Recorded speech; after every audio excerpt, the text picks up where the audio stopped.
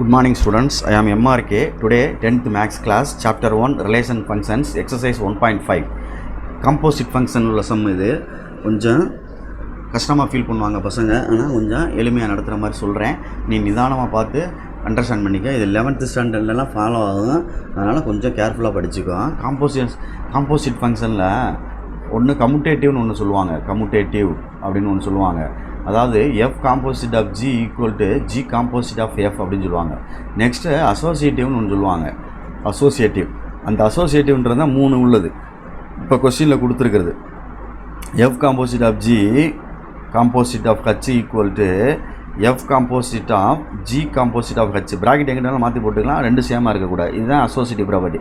அதை தான் இங்கே வந்து அவங்க வெரிஃபை பண்ண சொல்லியிருக்காங்க. ஓகே, ஃபஸ்ட்டு கிவன் என்ன கொடுத்துருக்கு அப்படின்னு சொல்லி பார்த்துட்டு அதை நீ மேலே மஸ்ட்டு ரைட் பண்ணிக்கோ. Okay, good. ஃபஸ்ட்டு ரைட் பண்ணிடு, மறந்துடாத. எஃப் ஆஃப் எக்ஸ் அப்படின்றது வந்து எக்ஸ் மைனஸ் 1 அப்படின்னு ஃபங்க்ஷன் கொடுத்துருக்கு. ஜி ஆஃப் எக்ஸ் என்ன கொடுத்துருக்கு அப்படின்னு பார்த்துக்கோ. ஜி ஆஃப் எக்ஸ் அப்படின்ட்டு 3x + 1 அப்படின்னு கொடுத்துருக்கு. அடுத்து ஹச் ஆஃப் எக்ஸ் என்ன கொடுத்துருக்கு அப்படின்னா x² அப்படின்னு கொடுத்துருக்கு. Okay students, good. இப்போ ஃபஸ்ட்டு லெஃப்ட் ஹேண்ட் சைட் கண்டுபிடிக்கையில் ப்ராக்கெட்டில் என்ன இருக்கோடா தம்பி, அதைத்தாண்டா ஃபஸ்ட்டு கண்டுபிடிக்கணும்.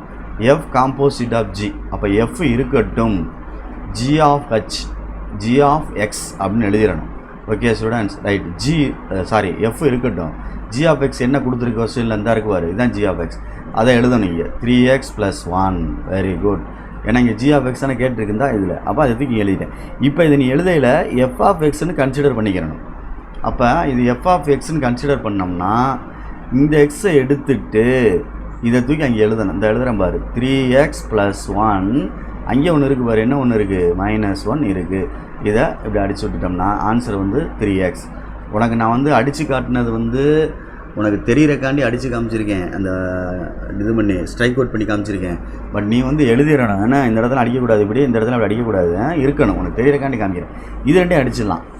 ஓகேயா, பார்த்துக்க, கேர்ஃபுல்லாக ஹேண்டில் பண்ணணும்.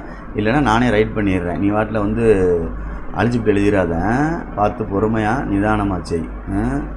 ஆமாம், அசால்ட்டாக எழுதிடக்கூடாது, மார்க் போயிடும். உனக்கு புரிகிறக்காண்டி தான் நான் சொல்கிறேன். எஃப் ஆஃப் எக்ஸ் மைனஸ் 1 கொடுத்துருக்கு. இங்கே F of G of X வந்து 3x + 1 அப்படின்றத தான் நான் இங்கே ரீப்ளேஸ் பண்ணேன். அதை தான் உனக்கு எழுதி காமிச்சேன். இப்போ +1 -1 அடிச்சிடலாம், 3xன்னு வந்துடும். இப்போ மொத்தமாக எழுதுகிறேன். Left side F composite of G composite of H, left சைடில் உள்ள இதை வச்சுக்கிட்டு இதை மொத்தமாகவே இப்படி வச்சுட்டு இதோட எக்ஸ் செகண்டா தம்பி, ஹச் ஆஃப் எக்ஸ் அப்படின்ட்டு. Okay, good.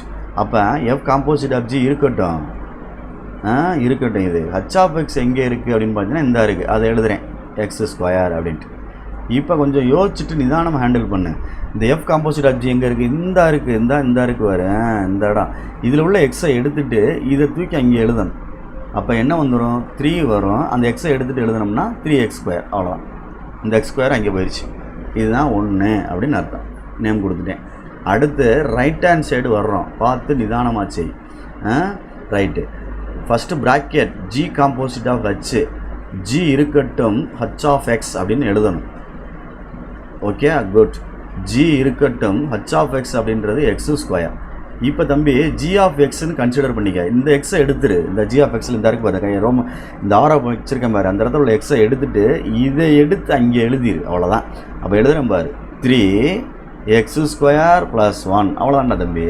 இப்போ மொத்தமாக வர்றோம். F composite of G composite of H அப்படின்னு எழுதையில் எஃப் இருக்கட்டும், லெஃப்ட் சைடில் உள்ள இந்த ரைட் சைடில் உள்ளதில் ஜி காம்போசிட் ஆஃப் ஹச் ஆஃப்னு எழுதி எக்ஸை எழுதிடணும்.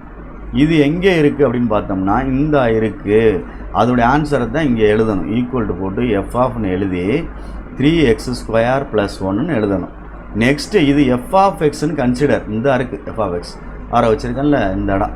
அப்போ இந்த இடத்துல உள்ள எக்ஸை எடுத்துட்டு அதுக்கு பதிலாக இதை தூக்கி அங்கே எக்ஸுக்கு பதிலாக எழுதணும். இந்த எழுதுகிறேன் பார், ஈக்குவல் டு பார்த்து நிதானமாக 3x² + 1. அங்கே உள்ள ஒரு -1, அங்கே ஒன்று இருக்குது பாரு, அந்த -1. இப்போ ரெண்டையும் அடிச்சிட்டோம்னா என்ன வந்துடும், 3x². இப்போ ரெண்டாவது ஆன்சர் ஃப்ரம் 1 and 2 பாருவேன். அப்போ from 1 and 2, from 1 and 2 LHS = RHS அப்படின்னு எழுதினாலும் சரி, அசோசியேட்டிவ் ப்ராப்பர்ட்டியை அப்படியே எழுதினாலும் சரி. இந்த ப்ராப்பர்ட்டிக்கு பேர் நேம்டு அசோசியேட்டிவ் ப்ராப்பர்ட்டி அப்படின்னு சொல்லுவாங்க. பார்த்துக்கோ. கம்யூட்டேட்டிவ்னா 2. சரிங்களா? Okay, hence prove. தேங்க்யூ.